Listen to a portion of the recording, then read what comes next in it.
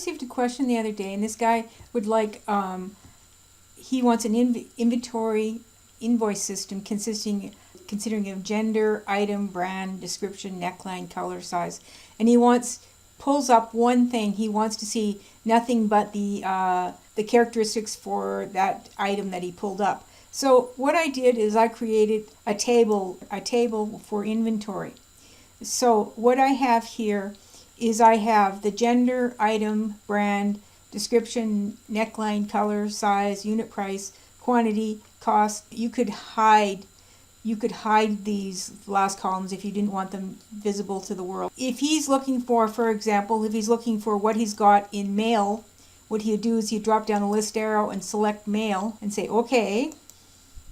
Now you can see that he has 2 items under mail, both made by the company Brown Company, and he's got Big and Fluffy, and he's got a shiny, and he's got a crew neck, and he's got one in blue and one in red and one in small and one in large, and the price is $20 and $21.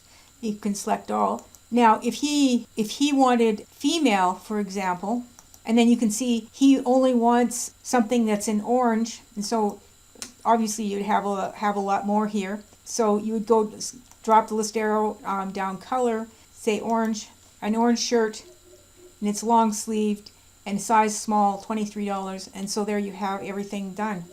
Now part of what he wanted, an invoice system set up with this. So what I've done is I have, for example, I have got one, and I've got the customer name. Now I have put in the numbers here, and I have put in the number, so you've found the item on inventory, you copy the number, and you bring it to the invoice. Now, when you bring that number to the invoice, I have an index match. So I'm indexing this number here on my original table, and then what I'm bringing back the description and the price, same thing. I'm doing. Now the if error is so that you don't get not available for all the blank lines. Index match, unit price, that's what I'm picking up, and I'm matching this number here to the table, and then the total is basically the quantity times the price here. Now it works out all the rest for the rest of them. Now for the inventory, what I've done is I've made an intermediate sheet in between here, and it's called sold. And so in sold, I have the products listed here, and I have all these values here because I'm extending it so that you can add more products on. And so basically the quantity here, the sum, and I've summed up all the values that you can go to V or KV2. So it's going a long way across, and for each of the invoices, you have index match. You're matching this number to the invoice 1, and you're finding out that they've sold 2 of those on this one. And the same thing for this item, they've sold 2, and for this one they've sold 1. Now these tie back.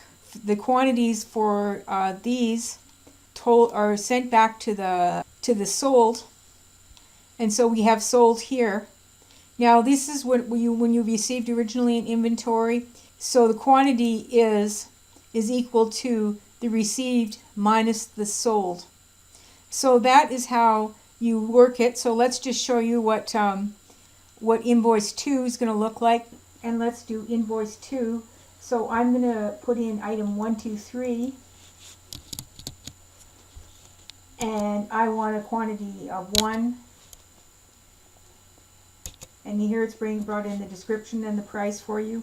And then let's go, I want one of those new items, so let's go 888. And I want a quantity of 2. So now we go to the inventory. And there you can see that my inventory has been adjusted. So that's how you use a table for your